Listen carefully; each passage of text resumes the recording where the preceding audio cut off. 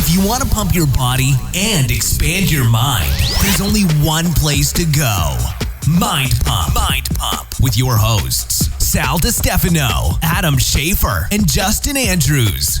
I'm really excited for this one. I knew you'd say that. I'm really excited to share this with our audience because I read Mark Manson's Subtle Art of Not Giving a Fuck about 2 years ago, and I'm really not that much into self-help books, although his twist on self-help I thought was awesome. And a pessimistic view, right? Of it, which was amazing. I'd say it's a realistic. I know, but that's how he coined it. Yeah. Right. No, which I appreciate. It's extremely clever. It's one of the fastest selling or best selling books of the year. I believe it's approached 8 million copies sold. I know it was like it's over 7 million when we first talked to Mark, and I know it was still climbing. So it's on its way. If it reaches 10 million books, he's in a group of like less than a few hundred authors of all time to ever sell. I mean, which is just unbelievable. So it's had a huge impact on a lot of people. I've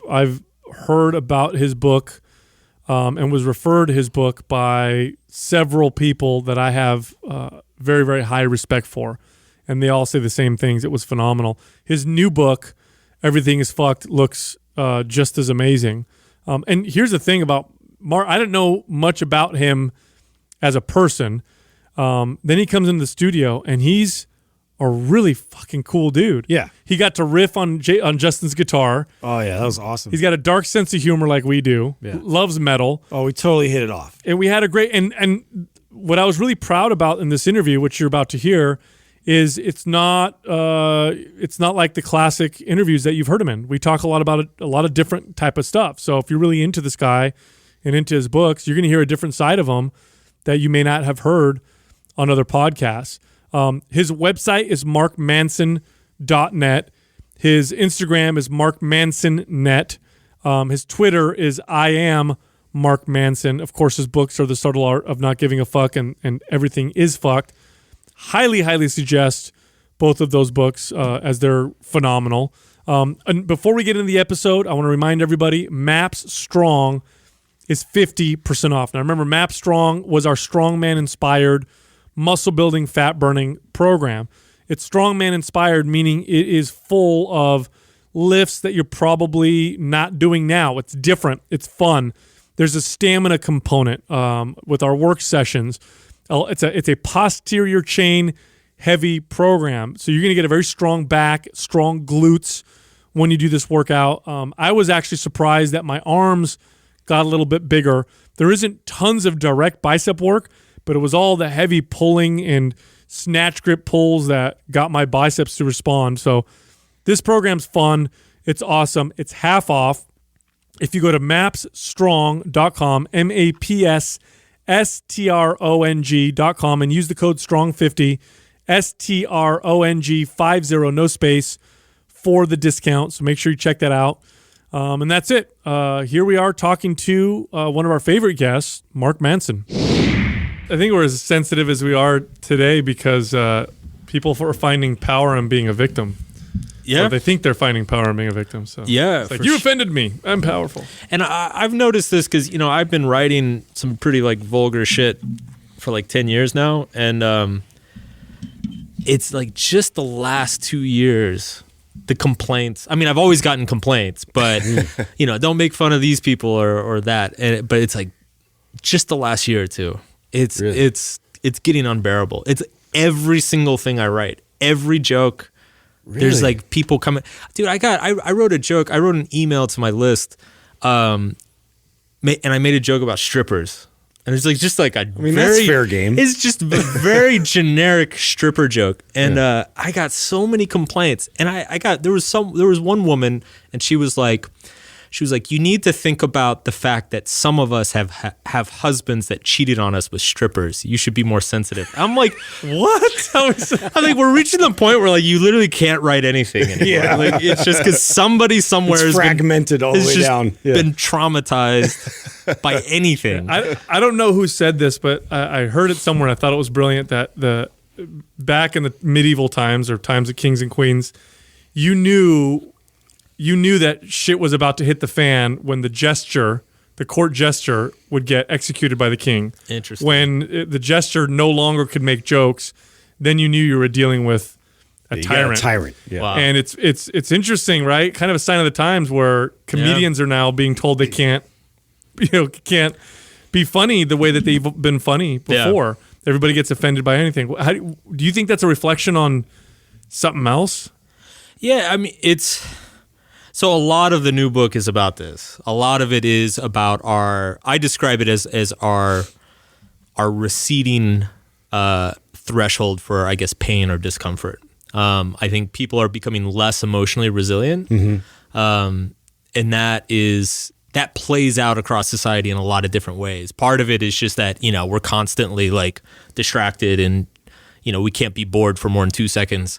But part of it too is that like anything that makes us uncomfortable, anything that offends us a little bit, it's like, I can't handle that. And, and so it's creating a culture of distrust and a culture of, well, as you said, there's a certain degree of it that celebrates victimhood. Like it becomes a status symbol of like, I'm more victimized than you, therefore my voice deserves to be heard more than yours. And that's not to say that victims shouldn't be heard. It's just that like, look, we've all been victimized to varying degrees and we've all been through shit. And it's when you start rewarding certain amounts of victimhood that you start creating a very toxic environment. Mark, do you think that it may be something you said in one of your short podcasts, which was, I actually listened to it this morning, it was brilliant. You said that you can tell what somebody truly values, not by their words, but by their actions. Their actions will tell you. And oftentimes, and correct me if I'm wrong, I'm really paraphrasing, phenomenal. We'll put this in the show notes. I think everybody should listen to it.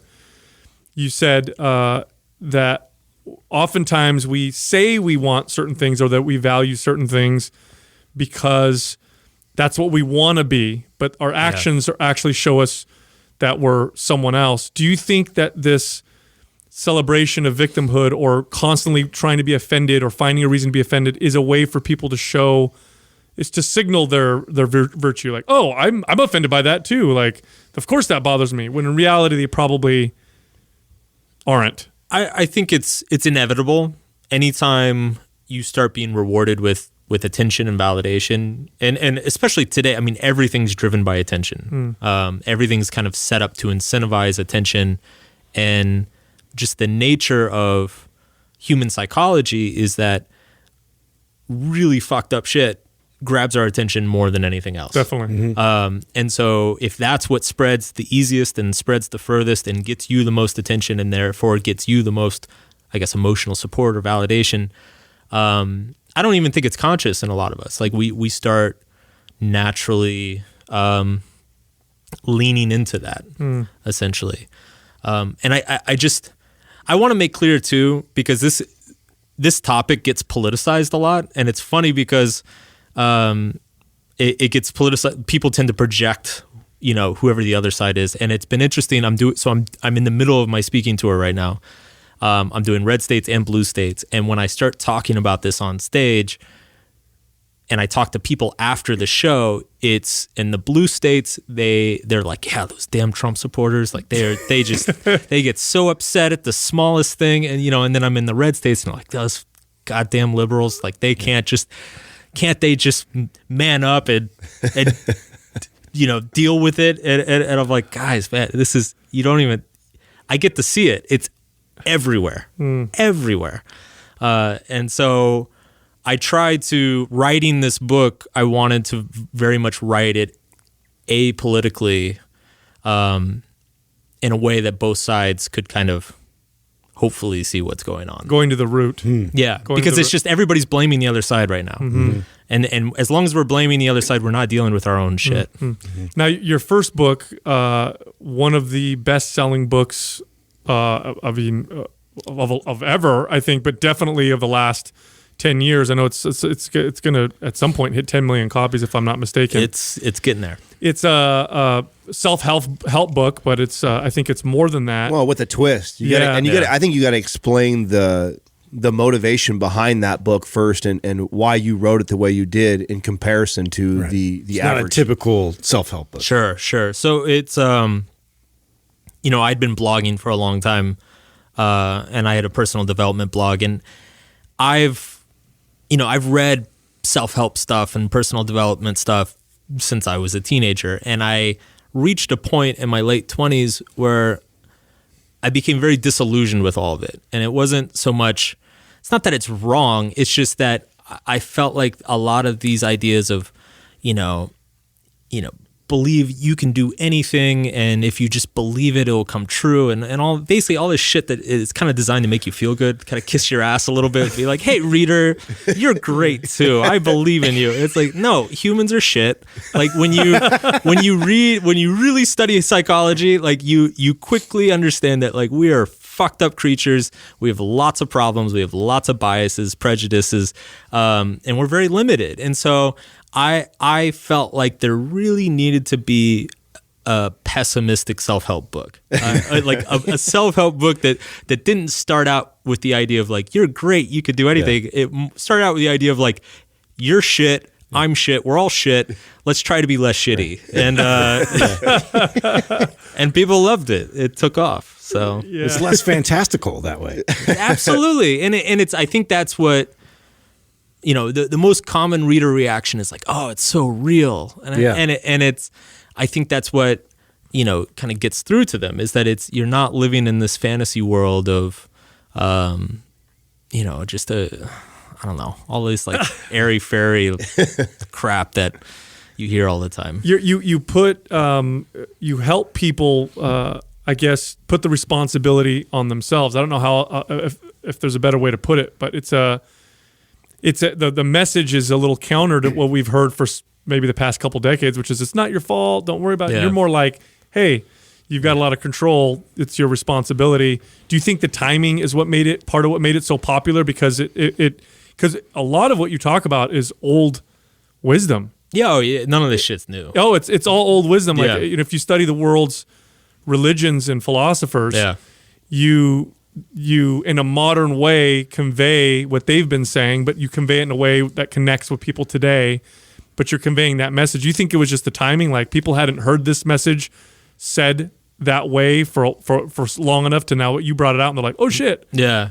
I definitely think a lot of it's time. Like, look, anytime you sell 10 million books, it wasn't all you. Like, like there's a lot of luck involved, and a lot of that good fortune was timing. I think one thing that I've been talking about at my talks is that I think 2016, in a lot of ways, it's the year that I think the honeymoon period of the internet was over. I don't know about you guys, but if you think back like 10 years ago, when I was starting my first online business, everybody was so optimistic about social media, about, hey, we're all going to be artists, we're going to be creatives, everybody's going to be a freelancer, it's going to be great.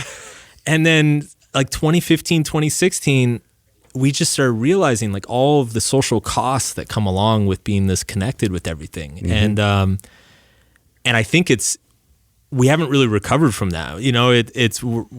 It's such a downer and so upsetting to realize that we can't go back. Like you can't put Facebook back in the box. Like, like it's out. And so I think, as you said, I just kind of repackaged a lot of these old ideas in a very new, relatable, in a very new and relatable package.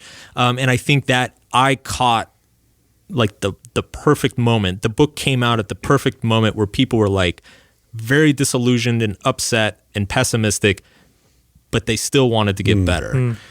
So what are some of those social costs that you recognized right away? Well, attention for sure. I mean, it's just, there's so many. So people's attention span is eroding. We're less of our social interactions are happening face to face, and there's just a lot of evidence that shows that you can't replicate the I guess emotional satisfaction or the intimacy that comes with a face to face conversation or hanging out I mean, you guys have doing podcasts. I mean, there's a reason I'm here physically. Like, it's just you do it on Skype, and it's like Not the same. it's not the same at all. No. There's a paradox of choice thing going on, which is paradox of choice is this interesting thing in psychology, which is, if somebody gives you an option of like two boxes of cereal in the morning, you pick your favorite one, and you'll be satisfied. You'll be like, okay, I got the best box. If somebody offers you 20 boxes, it's going to require a lot more effort to make that decision, and B, what they find is that people are actually less satisfied with their decisions Because they think about all the other ones that they didn't get. that they gave up. That's how I feel every time I try and choose a movie on Netflix. Oh man, too much pressure. I remember being a kid when I collected video cassettes back then, right? And I had 10 of them. Yeah. And I rotated through the 10 fucking 100 times, you know? And like, to your point, was so excited to pick the one, and I enjoyed it even if it was the 80th time I watched it. Yeah. But now when I get on Netflix, it's like there's so many choices. It's so vast. And then you watch and you're like, fuck, I just wasted 2 hours. It's like that old 500 channels and there's nothing on. Yeah. Like you just sit there and scroll through them. Yeah, I've been reading statistics that are showing that in certain age groups, suicide rates are hitting levels we haven't seen in a long time. Opiate addiction, has been it's a climbing epidemic. Yeah, climbing, and yet we're living in, objectively speaking, materially speaking, the best times ever. Yes, we're more fed, we have more shelter, more people have whatever they want. There's less violence, less crime. Yeah, we're more educated. And depression, anxiety, suicide, drug overdoses, these are all things that are on the rise now. Do you think it's because why? Why do you think that is? The whole book is kind of about why, but the short answer is that I think there are two chief reasons. One is the better things get, the more you have to lose. So like if you're just a subsistence farmer, like in the middle of India or something, or in Kenya, like you don't have much to lose. Like you just get up and you fucking farm. Like there's no complexity to it. It's, exactly what to hope for in your life. You know exactly what your dreams are. You just want to like grow some food and eat. When you're sitting in an air-conditioned room in the Bay Area, getting food delivered to you by like hitting buttons on your phone, having 500 shows on Netflix, it's really hard to know what to hope for in your life. Like that whole question of what do I want for myself? What is my purpose here as a person? It gets very complicated. So that's one, is that there's a lot to lose. And then the second one is just that when you're bombarded with a lot of different contradictory information, having that solid vision for yourself or your life is it's harder to do that. I just know for me myself, like I wanted to lose weight this year, and of course, like an idiot, I Googled how do you lose weight, and all these awful articles come up, and within 5 minutes you realize they all start contradicting each other. And there's this expert guy over here he's got the one secret that if you just stop eating this food, and then you go to another website and they say the complete opposite thing. And within an hour, I'm like, you know what? Fuck it. I'll just be fat. It's so much easier. It's just so much easier to be fat. Yeah. But I feel like that is happening with everything, with our careers, with our jobs. And again, it's the paradox of choice thing. It's like when you could have a career doing 20 different things, you're going to spend the rest of your life wondering what if. So you did an interview with somebody that Aubrey Marcus, and I actually think it was one of the worst interviews that I heard you on. Not because you were bad, but because he constantly took over the conversation. He asked you a great question, and then he would go on a rant talking about his opinion on that. And there was an area that I really wanted to hear you get into with him, because I know him, and I kind of know. We refer to them as pleasure chasers over there, and you talked about God value. Yeah, and the importance of that, and that's one of the things that my values I don't think align with theirs as far as like what they chase after in life. And you were starting to go that direction. I felt like you kind of took it away. You didn't get to get deeper into it. Could you explain God value and what that means and why you think that's important? Sure. So, man, how far do I want to back up to explain this? All right, I'm going to give like the Cliff Notes version. This is chapters 2 through 4. So we have two brains, right? Thinking brain and feeling brain. Thinking brain creates its own type of meaning. It creates a factual type of meaning. Thinking brain understands that, this thing is black. This microphone amplifies my voice. It understands relationships between experiences. Feeling brain creates value-based meaning. It decides that, hey, podcasts are good. I like these guys. I'm tired. I don't want to fly tomorrow. That, like, the feeling brain is always kind of prioritizing and putting in order how much we desire certain things and how important, good or bad, we find certain experiences. Now, the interesting thing about value-based meaning is that you can't prove it or disprove it. It's just a subjective experience. Like, I can prove this microphone stand is black. I cannot prove that podcasts are good. Like, it's an opinion.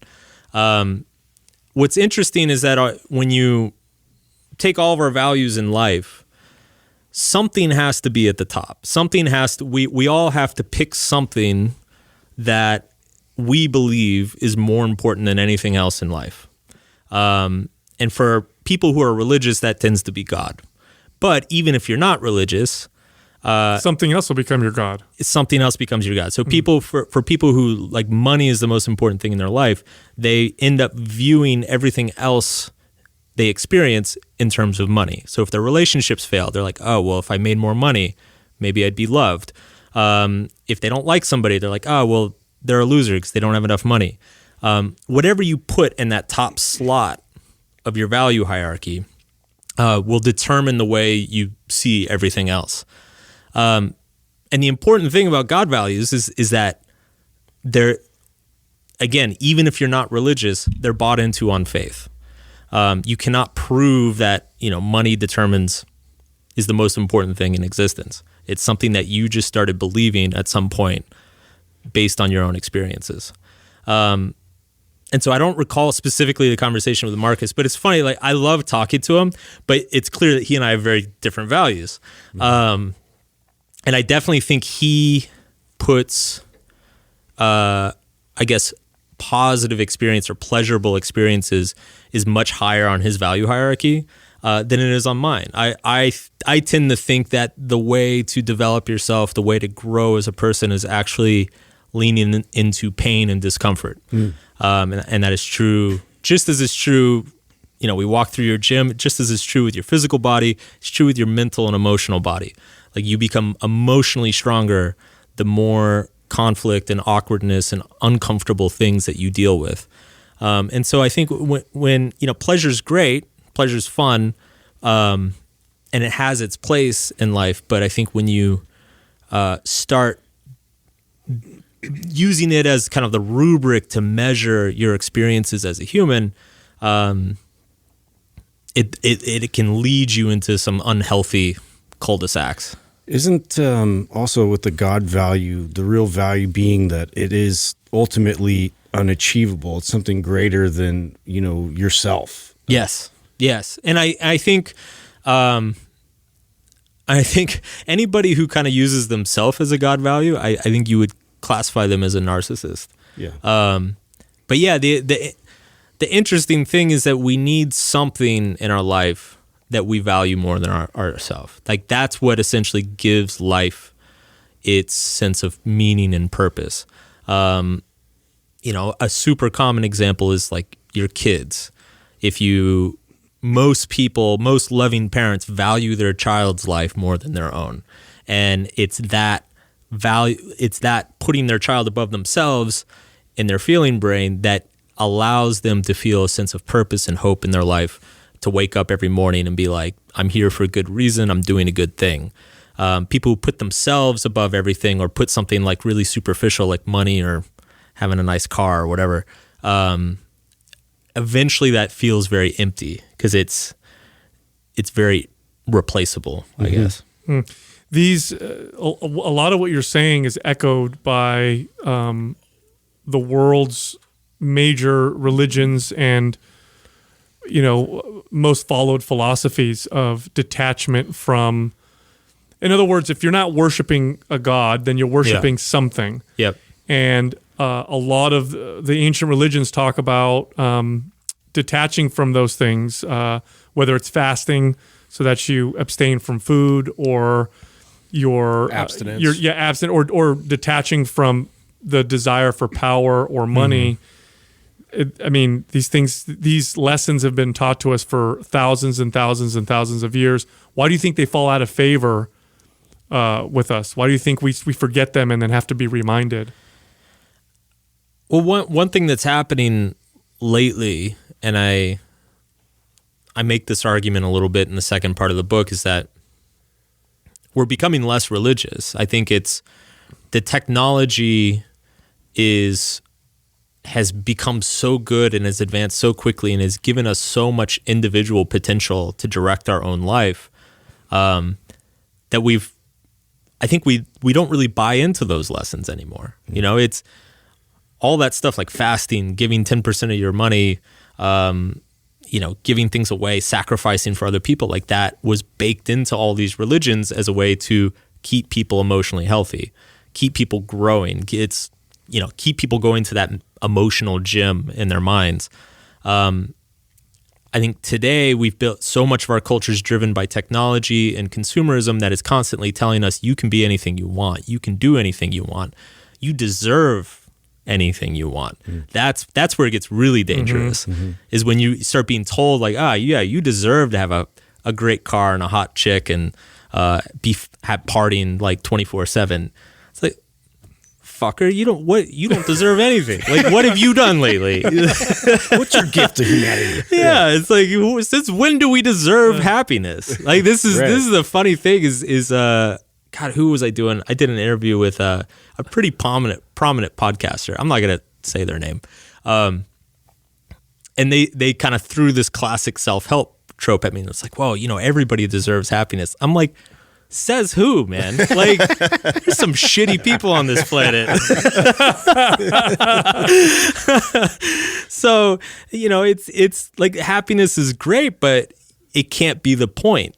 It can't be like you have to earn it through some sort of sacrifice. Again, putting something greater than yourself. But that's what makes it valuable, in my opinion. Absolutely.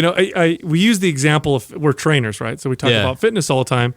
And I've used this example before on the podcast. Like, if I had a magic wand and I could all of a sudden make everybody look super fit and ripped, they would not derive nearly the benefit that they would have gotten had they figured out how to have a good relationship with food and be active for themselves and all those things. So I think sometimes we confuse pleasure and feeling good with it being actually a good thing. Yeah.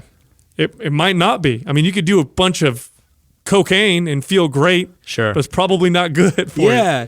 Well, and if you look at so much of what's commercially viable, it's people getting like ab implants and liposuction, all this stuff, and it's like not to knock that, but I think we're developing a culture of like, we just buy the result. We're not without engaging in the process. We don't value the process. Exactly. And it's like a rich kid. It's like a trust fund kid who's just like given a Ferrari every year. Like, he doesn't, and he just keeps wrecking them. It's like, because he doesn't fucking appreciate it. He didn't do anything for it. And so, it ends up becoming like a very empty and meaningless existence. Do you think we need struggle? Humans need it? Absolutely. And it's funny because I think this is why fitness people like get my work so much. It's so easy. Yeah. Black and white. Fitness is so black and white. That's why I love it. Well, and I think the analogies between your body and your mind line up in almost every way. Like, if you don't exercise, your muscles become fragile. They break down. They can even atrophy. Like, your body can start like decomposing.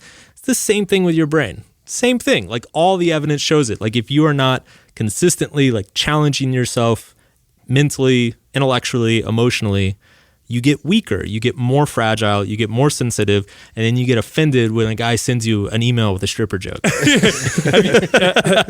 Are you a fan of The Matrix, the movie The Matrix? Yeah. Do you remember when was it Morpheus got caught by the agents and they're like, he's being held hostage, and then they say to him, the Agent Smith or whatever's like, the first Matrix we created was perfect. It was a paradise. Yeah. But your mind couldn't handle it, and we lost millions of crops, and we had to make it. We had to make the Matrix like your version of the world in the 90s or whatever. I thought that was so absolutely. It's so cool. There's an old school philosopher. Actually, he's the guy who invented sociology. It's a guy named Emil Durkheim. He wrote an essay in like the 1800s saying, if you imagine, he did like a thought experiment. He said, imagine a society with no crime, no dishonesty, no violence. Would people be happy? And he said, no, people would still get just as upset as they got before, except instead of getting upset about somebody like stealing their wallet, they would get upset at like, oh, he didn't look at me the right way. Or he didn't walk fast enough, So it's like there's a set rate of being upset. And it's the better things get, the more ridiculous the things we get upset about. How do we, and by the way, the evidence, I mean, I'm listening to you and I agree with everything you say, but the evidence also agrees with everything you say. I mean, you look at modern societies, and up to a certain point, people get more shit and they don't get happier no matter what.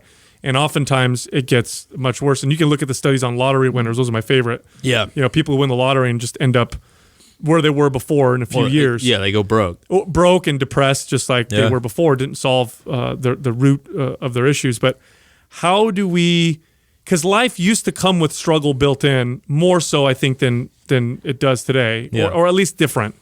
How do we inject struggle into our lives so that we can find that meaning? We seek that shit sandwich, right? Yeah, right. What shit sandwich do you want to eat?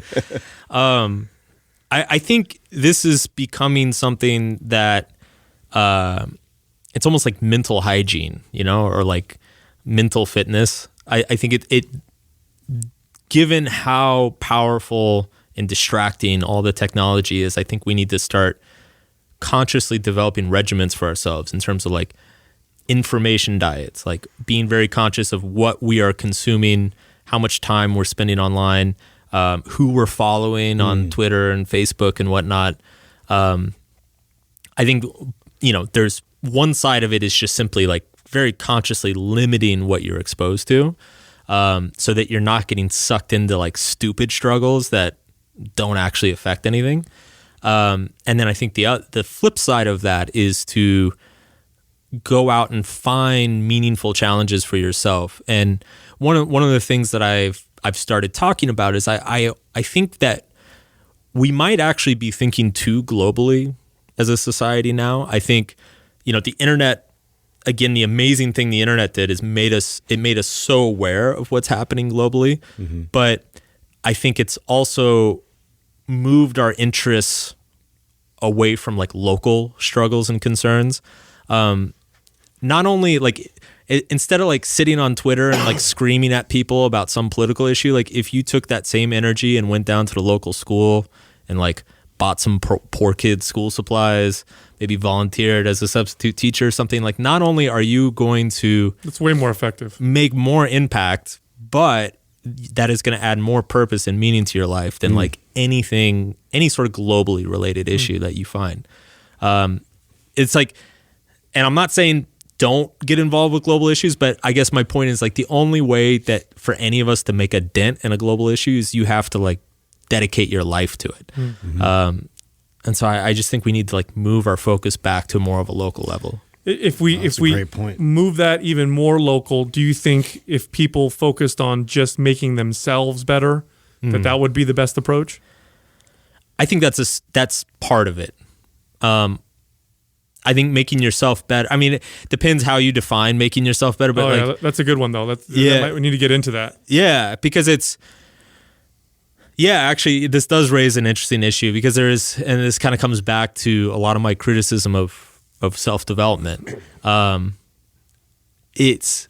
a lot of my time when I was really into the self-help shit in my early 20s, I started running into people who were so focused on self-improvement that they themselves became their God value without them realizing it. So it was like everything in their life was about like, oh, well, you know, it's good my girlfriend left me because I'm going to like get so many lessons out of it. And it's like, dude, you're fucking heartbroken. Like, you know, it's just like let yourself hurt. But, and so I think I would argue that, to really work on yourself, you need to be giving back to people in your life.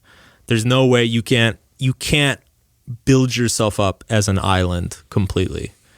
So and that you talk about a little bit about this, about kind of defining what your values are. So like that same podcast I listened to, you talked about this story that you thought about writing but you didn't because you knew you'd get backlash, was about Hitler. Yeah. And how, you know, Hitler, if he just became a better Hitler, would have been a bad thing. Right. You know, if he like just, because his values were all fucked up. Yep. You know, so maybe talk about that for a second. Like, how do we determine that for ourselves? How do we decide, and why do we need to decide what are good values before we go and make ourselves better? Yeah. So I dreamed of writing this article for a long time. It was going to be a spoof on like a self-help podcast. It was going to be like, today our guest is one of the most successful world leaders in history. Arguably. Yeah. He took a crumbling economy and within 20 years created the world's most powerful military. You know, it's like this big epic introduction. And it was going to be Hitler. And the whole podcast was going to be like, so tell us about your morning routine. Like, do you put butter in your coffee? And it was going to be satirical, and I thought, you know, I would have laughed my ass off. I would have laughed. But I knew just the... You would have been crucified. Oh my God, the emails I would have gotten. And so... But I think it would have made... It makes your point. It makes such an important point, which is that, again, if those values are misaligned or if they're not set straight, the more disciplined you become, the better goals you set, the more like the harder you work, it's actually going to destroy you and destroy others more. It's like all this other stuff becomes a bad thing if you're like pointed in the wrong direction. And so to me, it's values is not only the first question, but it's like pretty much the question, because the other issue too is that once you get your values sorted out, once you feel like something is so important in your life, it's not hard to get motivated to do it. Like it's so important to you that you're like excited to wake up and start running after it. And so I just think we not only could we make self-development such a better tool by focusing on these value-based questions, but it would also remove a lot of the other questions from the equation. Well, you also discussed too the importance of, it's one thing to have these values or to have these goals, but then how many people take it the next step and ask yourself, why? Right. Yeah, why do I have this? Yeah. And I think that's so important when you're talking about self-development or growth is, you know, and that's something that I felt that I got from your book that you just not a lot of self-help books give you, is that it's one thing to go after, set these goals, go get it, motivate you to do whatever. So it's another thing to really start to ask you these questions. Because what I have found personally in my life, the deeper I go, the more I realize how much of my own values and goals sometimes are driven by my own deep-rooted insecurities. Yeah, and past traumas, and you know, I've got a good friend who, and it's funny because he's very self-aware. I've had some very like deep conversations with him, but the dude is just hung up on money. Like it's his God value. It's his obsession. It's what he's going after all day, every day. And he's very successful at it. But it doesn't fulfill him. He's a neurotic mess, and he's very aware of all this stuff. But he came from he was poor growing up. Money was always the problem in his house. It was what his parents used as a weapon against him, against each other. It was always the excuse for why something was wrong. And so, of course, that's why it's up there for him. You just defined me. I mean, it took me 30 years of my life, though, to unpack that. To start unwinding. Yeah. 100%. It takes a long time. Well, what happened to me was that I got to this point as a kid, because you just literally defined who my childhood and what it was like. And so I was chasing this number in my head. Yeah. And the crazy part is when you achieve that number and you reach it, and then if you have the awareness to stop and reflect. And when I was being completely, honest with myself, it wasn't the happiest time of my life. In fact, it was one of the worst times of my life. Yep. I was unhealthy. My relationships weren't healthy. My family, my friends, and it was like, what the fuck? Yeah. But that's hard, though. I think many people end up chasing whatever that is, so I feel blessed and lucky that I got to get to that point at such a young age to start to learn that and unpack that. But how many people do you think just go their whole life and chasing this thing that's empty? Well, it's hard too, because our values warp our beliefs, and they even warp how we perceive reality. Like, I remember talking to a woman once who, she was in her mid-30s. She was very successful, and she said she really wanted to have a family, but she was worried that she was running out of time. And so I asked her, I'm like, well, what's holding you back? And she said, well, I'm making about $600,000 to $700,000 a year, but I don't think it's really fair to my kids to raise them on anything less than $1 million. And I was like, fair to you? I was like, wait a second, time out. And she said, she was dead serious. She absolutely believed this. She said that you really, to give a child like a comfortable life with options for and everything that they deserve, you really need to be making at least $1 million.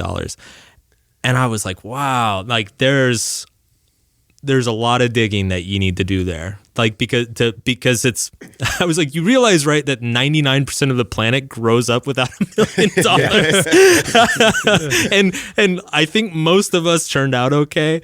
And so, yeah, it starts warping your perception of what reality is and how the world even functions. Well, that kind of speaks to some of your points you make too, along the lines of pain and growth. Explain that a little bit on how important that is ultimately to our evolution and becoming a better version of ourselves.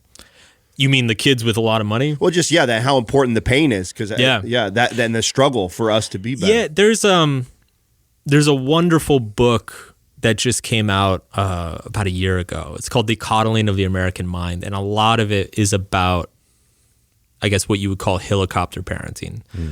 It's written by a psychologist I really admire named Jonathan Haidt, and it basically just talks about how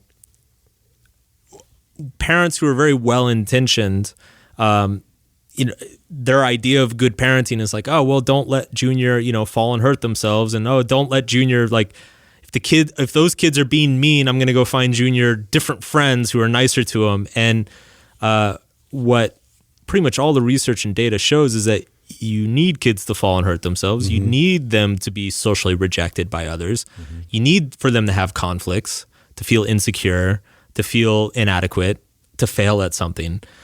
Because that's, not only is that how they develop, emotional maturity and resilience, but it's also how they discover who they are. Back to your point of like, if something's just given to you, you don't appreciate it. Like, imagine if you, like, I found in my childhood, I found out very quick that I sucked at sports. And while that wasn't fun to find out, it was great because it allowed me to go pursue a bunch of other stuff, which I was good at and I did enjoy. Whereas if you imagine like a world where it's like, I'm not allowed to feel like I suck at sports, I'm going to spend my whole life thinking I'm like a fucking amazing basketball player, like airballing left and right, know? And it does a disservice to me, right? It doesn't allow me to know who I am and what I can add to the world. Plus, at some point, life is going to hit you in the face. Oh, it's going to knock you on your ass.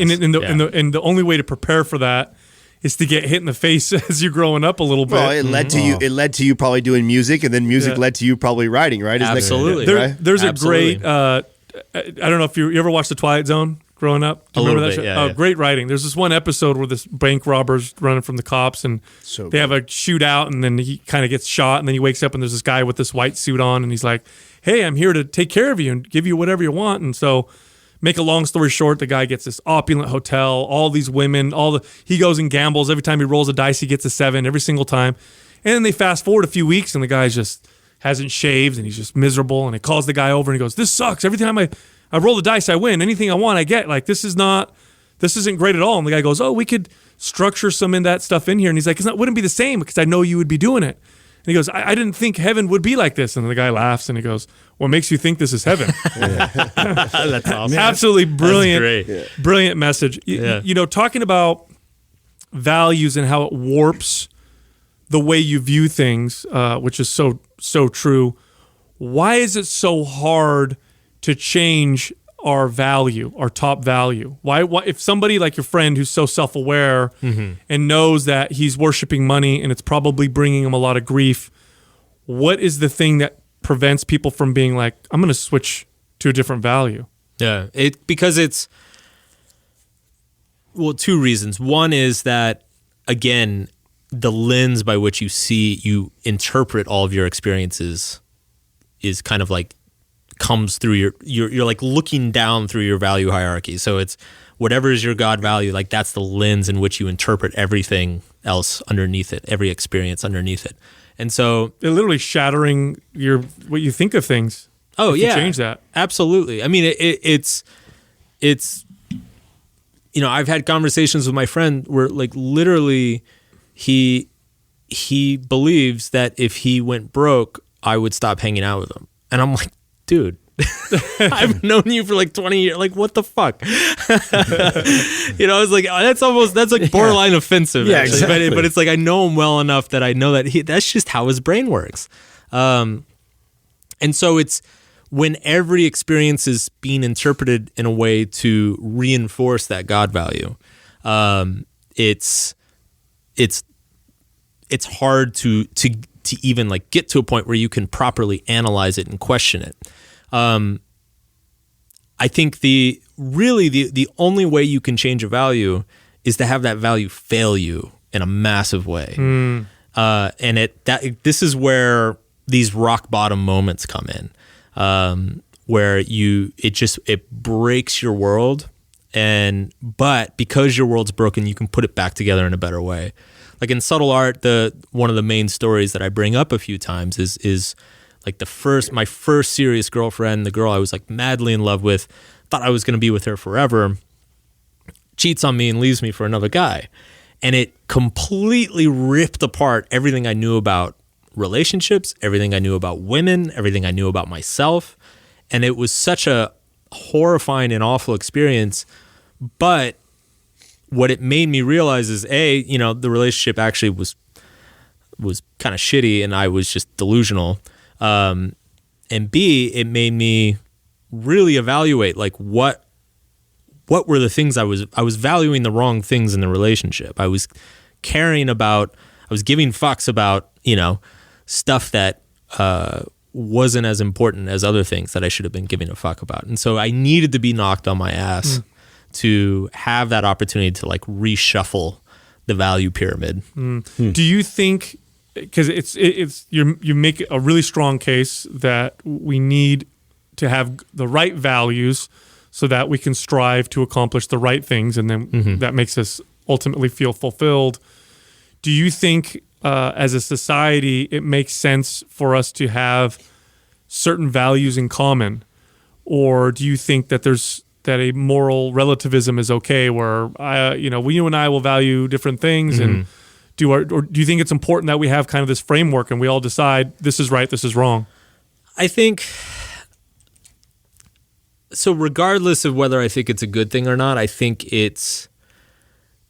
humans are just wired in such a way we look for group identities. We look to be a part of a group identity. We're a social species.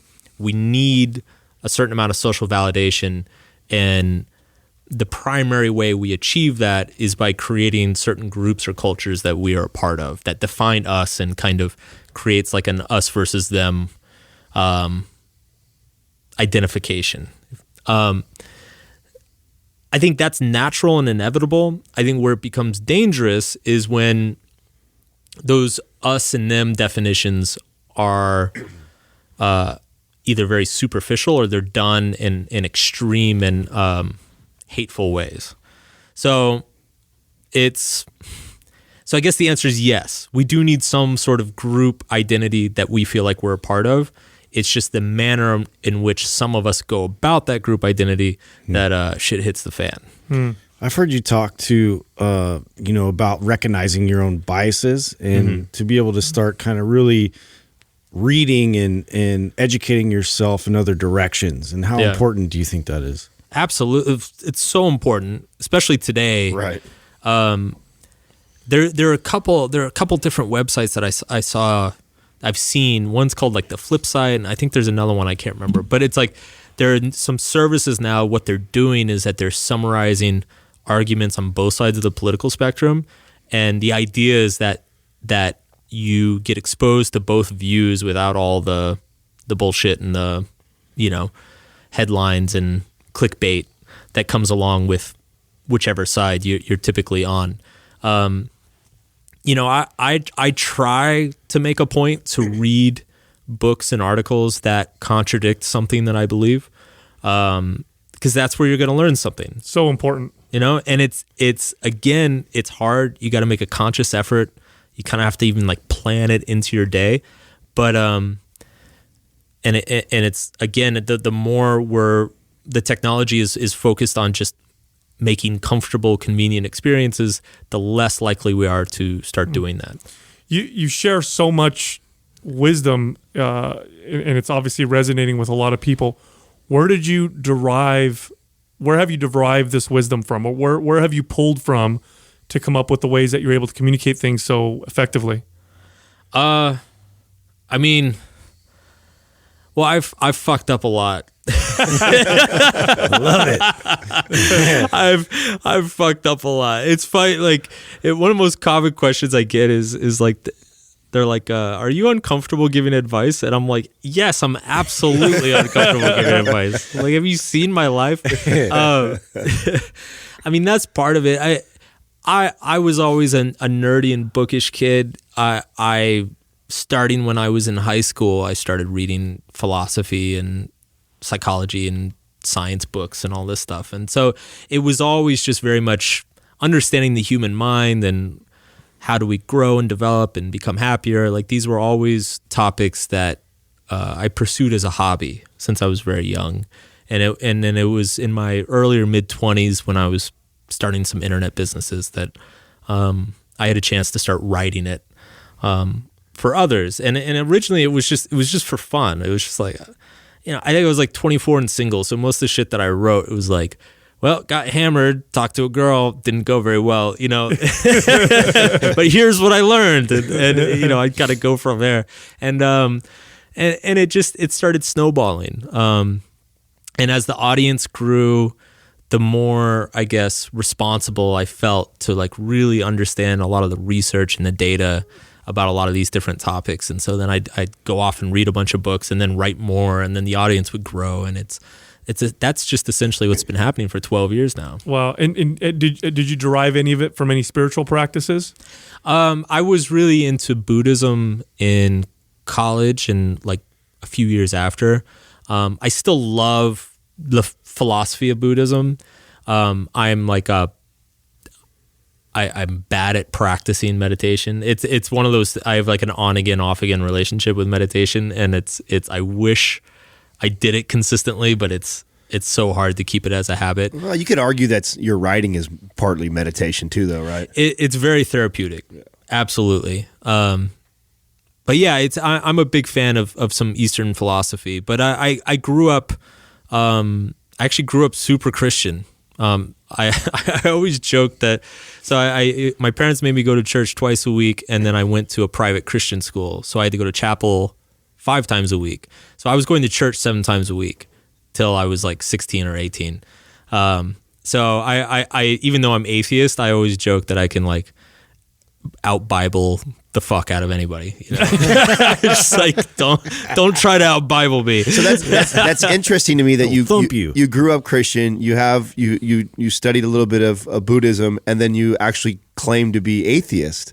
Yeah. Explain that to me. I'd love to hear more about that. I went atheist when I was 12. I could just never really get behind it. Like there was just too many inconsistencies for me. I remember being like 10 years old and asking my dad, like, "Hey, Dad, if Jesus loves us no matter what, why do we have to get up at 7 a.m. and come to church on Sunday?" And you just got to be like, "Shut up," you know. And I'd be like, "Well, hey, Dad, if God forgives us no matter what, like, why don't we just lie and cheat and steal?" You know, and it just the questions never stopped. And then around the time I was 12, I discovered Marilyn Manson and Nine Inch Nails and pornography. Yeah. And I think the combination of those three led me down a heathen path. That's hilarious. That's a recipe. Are you able to look back at some of those things and look at some of the just the wisdom aspect of it? Yeah, absolutely. And you know what's funny about this last book? I found a lot of Jesus coming out in it, and I don't mean like I don't talk about Christianity really at all in the new book, but I talk about unconditional love. I talk about respect and dignity for each human being being kind of like the fundamental principle of all morality. Mm-hmm. And it was funny, like over and over again, I talk about forgiveness. Over and over again, I'm like, wow, this is like the shit Jesus used to say. You know, and so I've kind of come back around, I think probably like in my 30s of, you know, even though I'm not a religious person, I appreciate what it does for people and the value that it's had throughout human history. I'm definitely not one of those atheists that's like, you know, religion ruins everything. Yeah. People ruin everything. Yeah. And if it wasn't religion, it'd be something else. Yeah. Mm-hmm. It's funny. People don't realize this, but atheists think and study God more than most religious people do. Absolutely. Absolutely. Dude, I took classes on Islam in school. I had a Jewish... My girlfriend in college was Jewish, and so I used to like go to synagogue with her. I went to Israel with her. Like that was fucking cool. So yeah, I mean, it's just religion's fascinating. It's super fascinating. Yeah, it's almost like a lot of the stuff that you talk about in your books. It's like it was said in a different way before, and now the way you're communicating it is more, I guess, in modern ways and connecting now to, people today. But the wisdom, as I've said several times in this podcast, you hear it echoed, which tells you that there's some truth there. Mm-hmm. Oftentimes, if you got several people looking for the same answer, they might use different paths, but they'll come up with 1 + 1 = 2. Yeah, exactly. Exactly. So. I mean, and human nature is human nature. So if a principle worked 2,000 years ago in India, the Middle East, and Europe, like it's probably universal. Yeah. What have been some of the reactions that you've gotten from your books that were unexpected? Have you had anybody come? I'm sure you get lots of feedback and emails and messages. Mm-hmm. One of the things that was pretty unexpected and really cool about Subtle Art was everybody seemed to read their own experience into it. So, for instance, politically, people on the right read the book and thought I was conservative, and liberals read it and thought I was super liberal. Religious people, Christians, thought I was Christian. I've had Muslims email me and they're like, "You've read the Quran, right?" And I'm like, "Actually, no." And they're like, it's like, "Oh, dude, this book, this is everything Muhammad was saying." And so it's really, that's been incredible. And I guess the only kind of negative side of that was that like, or the only example of people that happened with that surprised me in a negative way was a lot of these like woo-woo, touchy-feely, spirit crystal self-help type people, which I explicitly wrote like half the book to shit on those people. I get emails from those people and they're like, "Wow, you've manifested a true gift to humanity. Like your energy, your polarity must be so..." I'm like, "Oh God." Like how are you agreeing with this? Why shit on those people? What is it about them that's so... Because I think they So, well, the spirit crystal stuff, I kind of tease, but I really think, again, the central goal of the book was to write a pessimistic self-help book. I think, again, our culture, so much of our culture revolves around pleasure in the sense that we deserve pleasure or we deserve some form of success or happiness. And I think that is corrosive. I think it's damaging us on very subtle ways that are starting to show the last few decades. And so it's when I get emails from those people who are just like, yeah, your energy frequency must be so high because it's, we're gonna all merge in consciousness and all this. I'm like, guys, like, you're not helping. Like, this is not part of the plan. It's funny, Mark. There's been several studies done on people who have children, parents, and they'll compare parents to couples that don't have kids. Yeah. And so they'll ask them things like, are you, do you find happy? Do you find, are you joyful? Or, pleasurable, stress, and almost all metrics, the couples without kids do better. Like are happier. They seem to be happier. They got more energy. They're less stressed. Except for one question, which is always about meaning and purpose. Yep. The parents not as happy, way more stressed out. Shit's more difficult.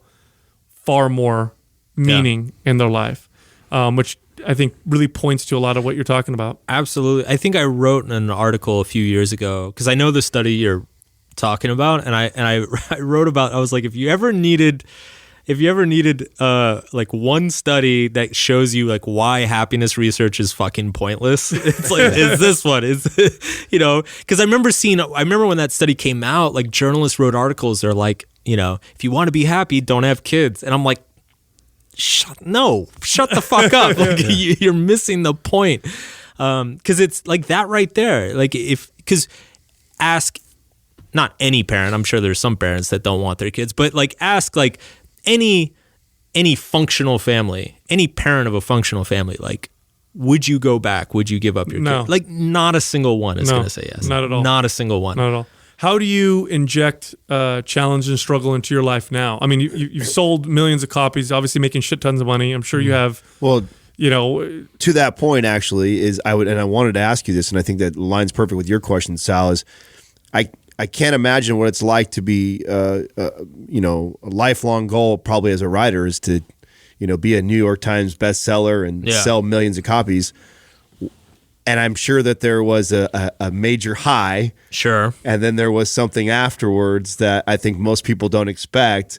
And that's where Sal's heading with this question. So I'd like to hear the personal story of what that was like for you and how you dealt with it.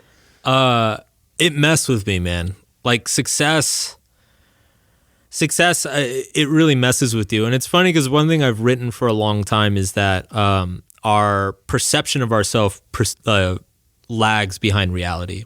You probably see this all the time with fitness clients. Like somebody loses 40 pounds, but for like another year, they still think they're fat. Yeah. And that's just true with anything. So anytime you get this like massive rapid change in your life, like your brain is still kind of stuck back where it used to be.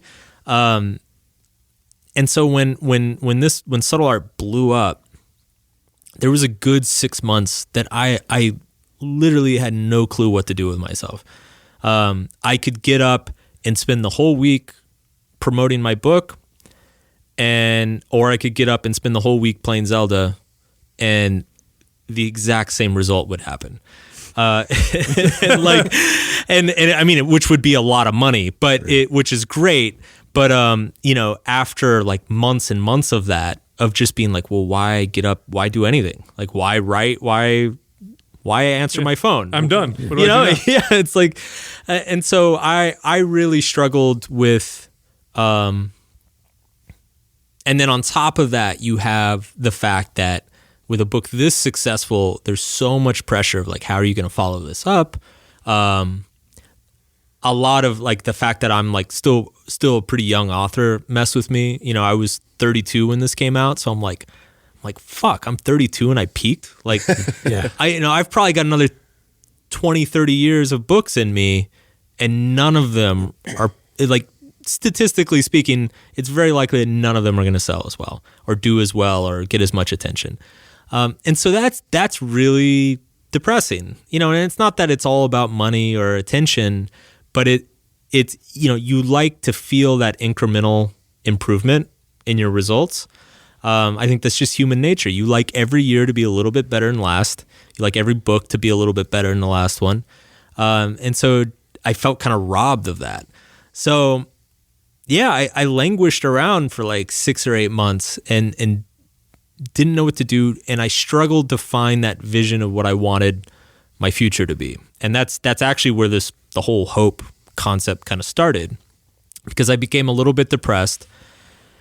And that's the weirdest thing is like being depressed because you got rich is like nobody wants to hear it. Yeah, like right. Nobody's like, you can't share topic. You can't share that with nobody. Yeah, like Poor me, I got millions in my bank account. like I go get drinks with a friend and they'd be like, "How you doing?" I'm like, "Man, I'm really struggling, man. Like I haven't worked in like 2 weeks. I didn't shower yesterday or today." Like, and they just look at me and they're like, "Fuck you, man. Like, go fuck yourself." Yeah. And it was funny because actually the people that I found who understood a little bit were I've got a number of friends in New York who are part of like the tech world, and I've got one friend in particular who's like he's successfully exited a few startups, and he was the first guy that I talked to, and he was like, "Oh yeah, of course." He's like, "Yeah, but most depressed I ever was in my life was when I exited my first startup, cash 40 mil." He's like, "I didn't know what to do for a year." Mm-hmm. And I was like, "Oh shit." And he's like, "Yeah, this is, nobody talks about it, but this is common with people who experience a massive amount of success very quickly." Isn't there a term for it in psychology? I can't remember what it was. There's an actual... I don't know, but Will Smith called it altitude sickness. And he said he's seen it a lot. So That's a cool term for it. it's a really cool term.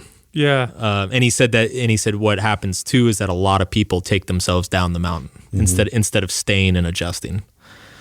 Yeah, it's athletes will experience it. If you read about especially Olympic athletes who train their whole lives and then they get one opportunity to win a medal and then they win the gold and then It's over.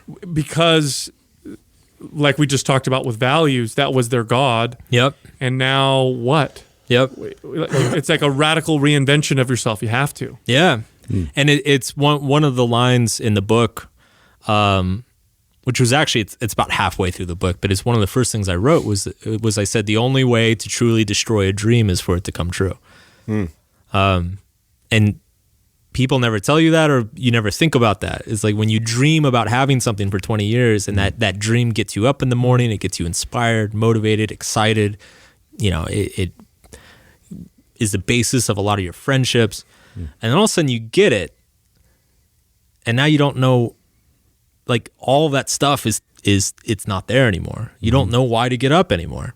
Now you have to reinvent yourself. You have to reinvent yourself. The same way when you experience a great loss, you have to reinvent yourself. Like the same way you losing a value from being handed your ass, you know, it's like sometimes you have to, you know, change your value because you fucking hit it. This reminds me of the saying, you can't have your cake and eat it too. It's like you can't have what you got from the striving and the hope to get to the goal and have hit the goal at the same time. You can't have those both. It's one or the other. Yeah. You either get the goal and now I'm done, but I don't get all the other, the strive, the hope, the you know, pushing towards it. And you can't have that if you get it. So. Yeah. So what do we do? What do we do to prevent this from happening, or is it something you prevent? And how can you be proactive? Right after it happened. Yeah, I mean, I don't want to say that you don't want it to happen because it happens for a very good reason. But I think it's being aware that this is coming is important to understand, because it's, again, pain in life is inevitable. Having every value is going to fail us at some point. And I think just understanding and accepting that and knowing how to kind of go through the breakup process of like letting that dream go and letting it not define you anymore is an important thing to accept and just be willing to go through. Now, you brought up Will Smith. Yeah, man. I would really like to get into how you got the opportunity to meet up with him and potentially work with him. You got to share how they fucked with you too. That's Yeah. that whole story. That whole story is good. You got to drop that whole story. I don't know if that was intentional. So Will's people reached out to me about a year and a half ago, saying that he wanted to write a book and that he had been talking to some authors and thinking about concepts. That had to feel rad when that happened. By the Oh way. yeah, it was so funny too because my agent. So I'll preface this by saying that like actually celebrity books in the publishing world, celebrity books have a terrible reputation. Oh really? Yeah, they're known as they're almost always money losers. It's usually they're like nightmare projects to get involved in. They Is always it too inauthentic? yeah, because most celebrities they want a book as like either a trophy for their shelf or like a PR piece. And I think a lot of people who haven't written a book have no idea how much work goes into it. So, it's a multi-year process and you have to be willing to sit down with this author or this person that you don't really know and spend dozens of hours opening up about everything that happened in your life. And so there's just that's not a comfortable or fun thing to do. Right. So you have to really want it. And I think when celebrities really do want it and they're willing to do that work, they turn out amazing. Like I think Agassi's book is like fucking phenomenal. But a lot of times you just end up with kind of this like puff piece that isn't very good. Nobody really wants to read. And the publisher just spent like $3 million on it. And so they just lost a ton of money. So it was funny. My agent called me, and she didn't even tell me that he was interested. Like she was very smart about it. She said, "How do you feel about celebrity books, just generally speaking?" And we kind of talked about everything I just told you guys. And I told her, I said, "Look, like, Yeah, how honest were you? yeah, no, I told her because she didn't tell me it was him. Okay. She was just being very vague, and she was like, "Have you ever thought about a celebrity book? Like, what if an opportunity came? Like, They're shit. yeah." And so I told her, I said, I think two things would have to be true for me to be interested. One is that they would have to want it for the right reason. Like they would really want to dive into their life and find some like deep personal message that they feel the world needs to hear. And then the second would be like they need to be a fucking A-lister because I'm not gonna like You don't want to fuck around. I don't. Yeah, it's like I'm like on top of the mountain right now. So it's like I don't know how long I'm gonna be here. So I don't want to like mess around with, like one of the Desperate Housewives or something. And so It's a great show. it's it's like show up, man. I like come on, that man. show. TDR all the time.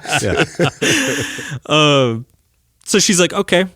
And so she like hangs up and then, a few days later she calls me and she's like, so there is a celebrity interested. It's Will Smith. And it's funny because she told me, she's like, I'm not sure if this is a good idea. Like, I don't know.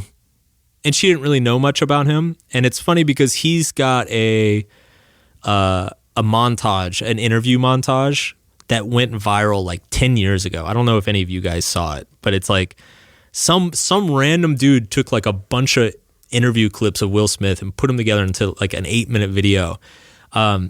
And it's just awesome. Like it's really fucking inspiring. He's fucking awesome. Yeah. He is like, he's just, I think it just starts off. He's just like, I love living. I love being alive. And then it just goes on and on. And I remember seeing that when I was like broke and starting my business. And I'm like, damn, this guy's pretty cool. Like I was very impressed by it. And so I told her about that. And I was like, I bet you there's something there. And I told her, I said, look, and if there's not, like, whatever, like, I got to hang out with Will Smith for a weekend. So, Right, like, It could be worse. yeah, exactly. So let's go try it out. And it was funny because there's just so many gatekeepers. His manager, like I did a phone interview with his team, and then I did an in-person interview with his manager, and then they would start scheduling for us to meet, and then cancel at the last minute, and then reschedule. And it just gets super surreal because they'd be like, hey, are you up to meeting Will on Thursday? And I'd be like, yeah, sure. Where? Like thinking it's in Brooklyn or something. And they're like, oh, he's going to be in Dubai. And I'm like, wait, what? I'm like, no, I've got plans. Like I have a life, you know? And so this went on for like 6 months. And then finally I met him. And it was great. Like it was quickly clear, like he was in it for the right reason. He just turned 50. He pretty much like, he's kind of on the other side of like a midlife crisis. Again, so his God value failed. And he went through that whole crisis, and came out on the other end a much stronger and more integrated person. And I thought I spent like that first trip, I spent 4 days with him. And I thought the most beautiful thing was, and I told him this, I said, the beautiful thing about this is that all of your experiences are so universal. Like it's like divorces, rough childhood, being bullied, like all this stuff that I'm like, wow, like everybody goes through this, but he's fucking Will Smith. So like you want to know, like, how did he come out of that? Right.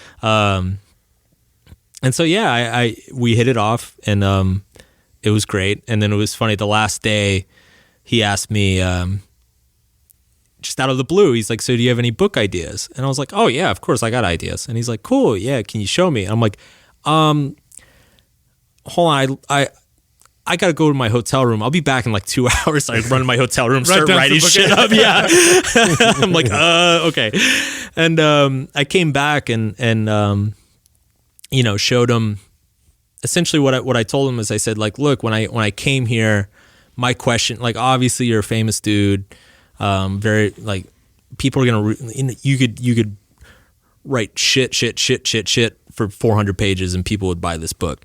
Mind blowing. Yeah. Right. And so I told him, I said, you're a famous dude. You're very smart, you're very accomplished. But I said, like, what I came here looking for is like, what can you share with the world that nobody else can share? Because that's what makes a book great, is when you have a message that nobody else is saying. And I told him, I said, just spending these few days around you, your emotional intelligence is off the fucking charts. Like there are situations in his life that would have wrecked 99.9% of people, especially his childhood. And he just he'd be like, oh, well, yeah, I just decided that I'd have to become famous and buy my mom a house so dad would stop beating her up. And I'm like, what? Like, wow. Like, who thinks that? Yeah. And he's like, I don't know. It just seemed natural to me. And I'm like, what the fuck? And so, I told him, I was like, that you have this emotional intelligence to you that is like absolutely astounding. I've never seen anything like it in another person. And I said, I think that should be the basis of the book. Now, I haven't met him, although I've met several people now who have met him, and they almost all say the same thing about his energy and aura when he's around. Dude, he's the most charismatic person I have ever met, and there's no close second. Like it's not even, it's like he's in the major leagues and the rest of us are in the minor leagues. Like it is just, and it's infectious. Like it's just, you just feel good being around him. And he's genuinely like that. Like it's not an act. Like it's all my friends are like, hey dude, what's Will Smith like? And I always tell them, I'm like, if you've seen any episode of Fresh Prince of Bel-Air, he did not act a single minute on that show. Like they literally wrote the entire show around. They're like, hey, Will, like just do Will stuff. Yeah. And then they like just hang out. Then they took the rest of the cast. They're like, okay, so this is how the scene's gonna go. You're doing the Carlton. Yeah, he's great, man. It's been a real blessing. to. I think it was Jim Quick who was sharing a story with me one time. I think it was him who shared this story, but he was talking about how, they were waiting for something and all this shit was behind. It just everybody's like in the green room and like all frustrated and pissed off, and like, Will was like playing and making jokes and just, Oh yeah. Everybody else is all bitter about it, and here he is, probably the most super famous person out of everybody, whose time is as valuable or more valuable than anybody's there, and he just has this attitude like no big deal and just having fun with it. Yeah, and I bet you he's smart. Like, I've been around him enough to know too that he's smart enough. He'll recognize when people in the room start getting uncomfortable or like angry or frustrated or whatever, and he'll intentionally he'll start engaging with those people in such a way that gets them laughing and smiling, because he's like, dude, it's gonna be late. Delays happen. If it's late, it's late. But we might, there's no reason to torture ourselves for the next 30 minutes. Right. And he understands too that any room he's in, he's the person everybody else is looking to for how to feel. So he understands that. And so it's like, if he walks into a room and everybody's anxious, he'll immediately disarm that anxiety. That's sick. Yeah. Like, it's really like he could run for president and probably win if he wanted. I hope he doesn't. But Yeah, please don't. Because it's just, he's such a wonderful person, and I think that let's keep that. Yeah. That would just ruin everything. But he has that gene. Unbelievable self-awareness. Mark, what is your what's your top value? That's a really good question. I would say, well, so this is that tricky thing, right? It's like, I can say what my top value is, but my behavior will probably demonstrate differently. But for me, the last few years, it's very much just honesty. Just trying to be very, very honest, not just with others, but with myself, and my own failings and my own insecurities. One of the things that I'm proud of is my wife often tells people, she says, she's like, Mark is so honest that sometimes I wish he wouldn't be. She's like, sometimes I wish he'd lie to me a little bit. And I'm like, my girl says that to me all the time. Yeah, it's like, and I'm proud of that. Yeah, I'm same here, dude. Yeah. And she is too, though. And I'm sure you get the same responses. It stings at first a little bit, but then they go, I wouldn't have it any other way. Yeah. And it's funny. There's a section in the subtle art about how I tell, like, if my wife comes out in an outfit and she's like, how do I look? And I think she looks terrible. I'll be like, I think you look terrible.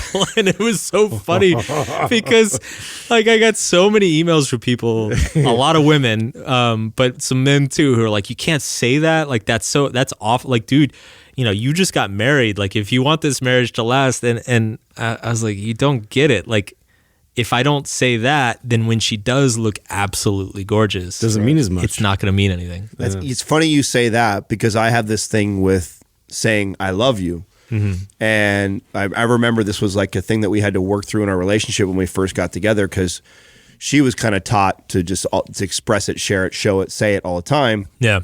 And I'm very reserved when it comes with that. And I just don't say it all the time. And the reason why is, I said, I feel like a lot of people devalue it. They're on the phone, they're talking, oh yeah, pick up groceries. Okay, honey, I love you. Hang up. Yeah. And I'm like, it doesn't mean that much. But because I don't say it all the time to you, when I do say it to you, it means a lot. And I said so much to the point that I want you to always be able to challenge me and say, well, what are you thinking about then? Yeah.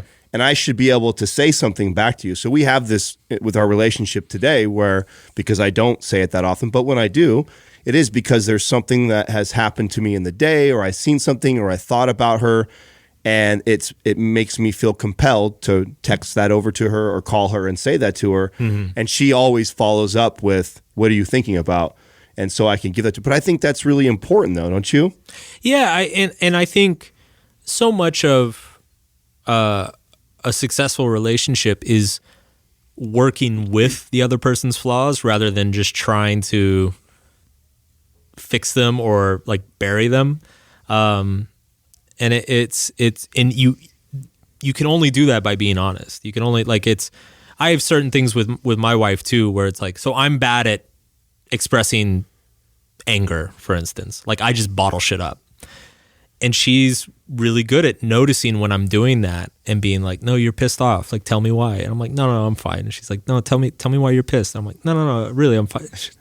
She's like, well, this fucking guy didn't call back and it's this piece of shit. And, and without her doing that, it just makes me a better person. Right.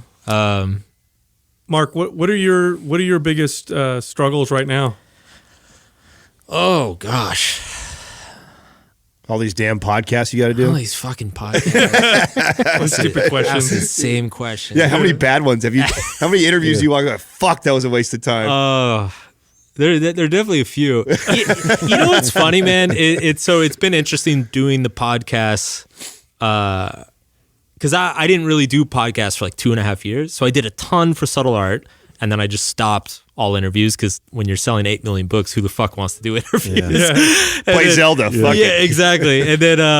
And then for this book, I'm like ramping it up and I'm doing a bunch again. And what I've noticed is that I guess the difference between good and bad podcasts is much wider. Like podcasting's come really, really far.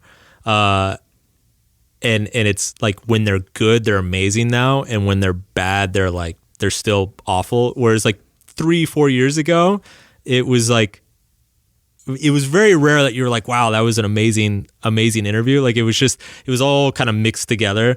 But now it's so like within 2 minutes, I'm like, you can tell. I'm like, this is a fucking terrible interview. Like, how long do I? Okay, Yeah, start looking at your watch. Yeah. What are the most annoying things that make you feel that way with podcast interviews? I think I hate it when interviewers come in with predefined questions. So like the thing that drives me crazy the most is when people come in and they're like, they essentially just want the bullet point for every chapter in the book.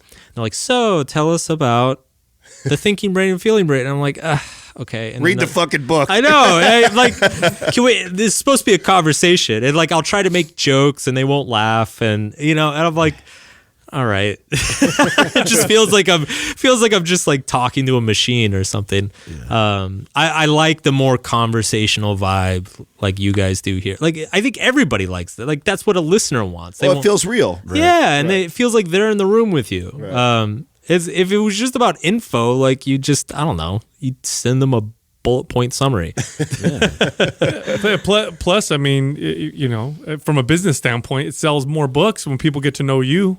In my opinion. Totally. Yeah. It's I mean, the information's, I mean, like we keep saying, it's like the info's been there forever. Yeah. It's the package, it's the personality, it's the style, Mm-hmm. So back to your struggle. Oh, my struggles. Yeah. Almost let him dodge it right there. Yeah, no, right? Close. I will say that like I'm pretty good.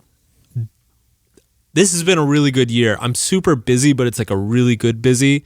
So I'd say my biggest struggle right now is just not being home enough. But I'm not, like, I wish I was home with my wife and my friends more often. We're trying to have a kid, and the funny thing about trying to have, like, you spend your whole life trying not to get a girl pregnant, and then as soon as you start break all the rules, and then as soon as you start trying it, you're like, wait, it still hasn't happened yet. Like, what the hell is taking so long? But it's frustrating because we're trying to have a kid, but I'm just never home. I'm home 5-6 days a month.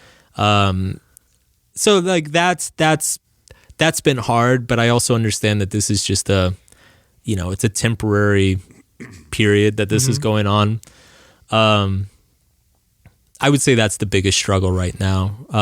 Career's good. Family relationships are good. The writing feels good. The business feels good again. 2 years ago, I'd have a much longer answer for you.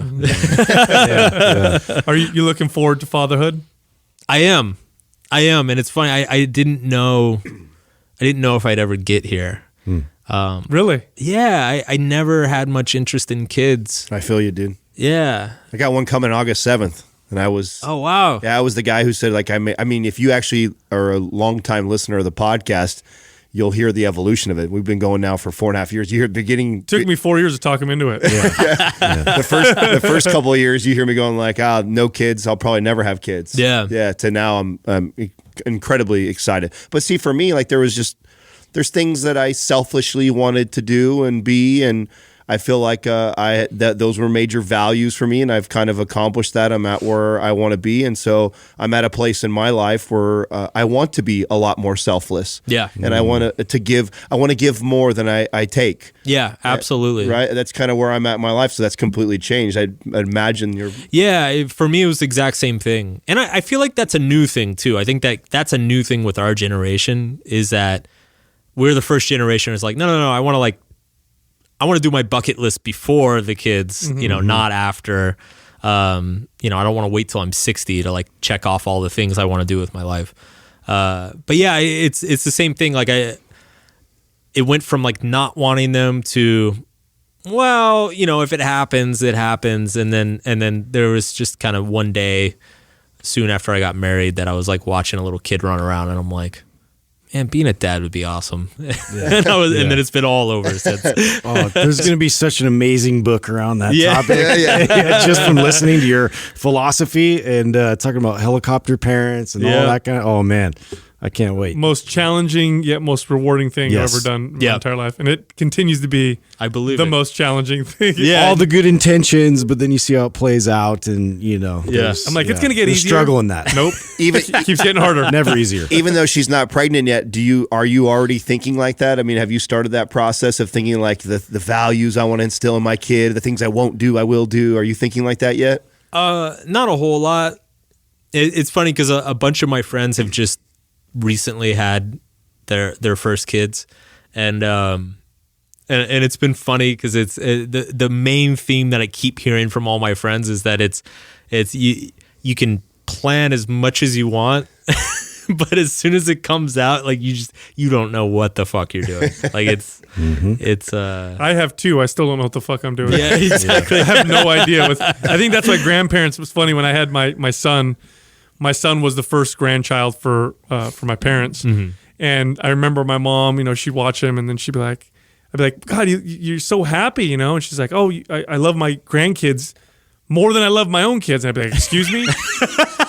And How dare you, Mom? She goes, "Well," Thanks, Mom. she goes, "It's different. It's like I've been through it already. Yeah. Now I can live in the moment. Like when I had my own kids, I was stressed out. Like what do Yeah. I?" She said, "Now I can like sit and revel in it and just enjoy it, and then of course hand them off to you when shit goes wrong. when shit goes." It's all the benefits with none of the costs. So fun.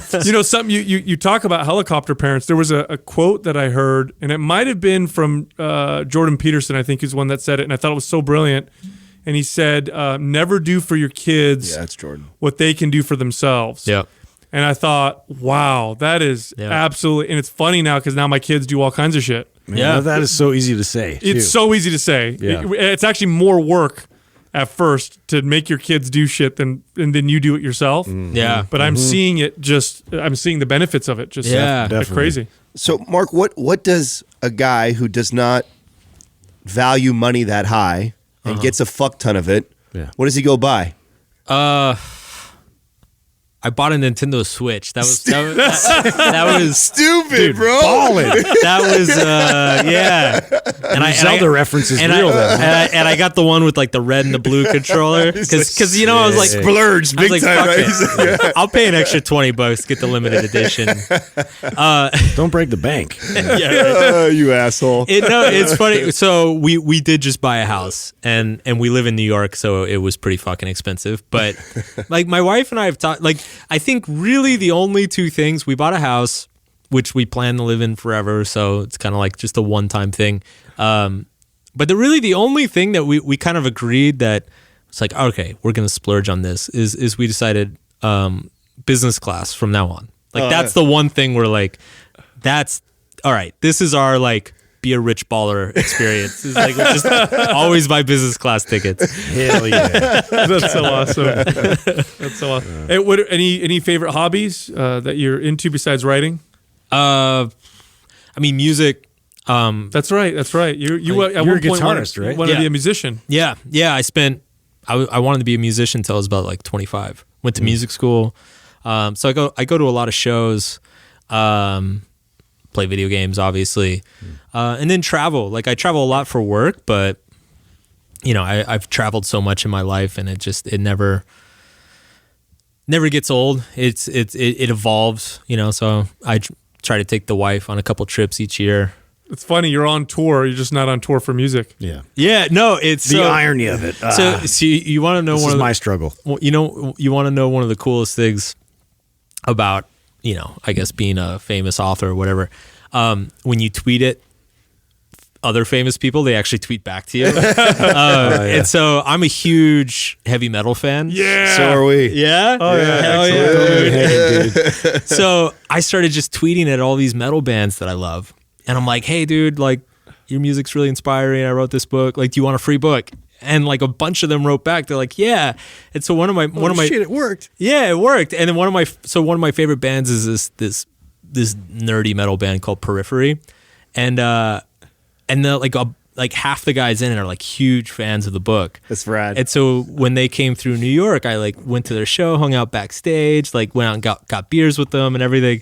And it was funny because we were talking about, like, they were telling me about touring. They're like, yeah, touring kind of sucks. Like it's like hotel room, venue, airport, hotel room, venue, airport, like over and over and over again. Right. And I was like, wow, that's Sounds similar. It's exactly like a book tour. Like you don't. My wife used to kind of gripe that I'd go do like a publicity tour in Australia or the UK or something, and she'd be like, well, when are you gonna bring me? I'm like, you don't understand. You don't want Like, to go. You really don't want to go. Like there's nothing fun about it. Yeah. Nothing. What about when you get back? Are you because this happens to us when we go and we're on the road and we come back, is my girl wants to hear all about it, and I don't even want to talk about it. Well, there's not much to say. Yeah, that's it's it. really like I talked to my wife on the way down here to see you guys, and I was like, yeah, Phoenix talk was pretty good. Flight was okay. Slept like 11 hours last night. All right, talk to you later. like that's the end of conversation. Like nothing else to add. Hilarious. Well, after we're done here, we got to hear you rip Yeah, on you gotta jam Justin's something. guitar. All right, yeah, Jam something for me, it's dude. been a while, but yeah, I'm happy. Yeah. I'll shred a little. Awesome, man. No, this has been great, man. meaty This has been meaties. fun. Yeah. You're sometimes we meet people we think we're gonna like, and we end up thinking Hating them. we Yeah. don't fucking like them all. You're a douche. This is, hey, if you never get invited back, you know what's up, bro.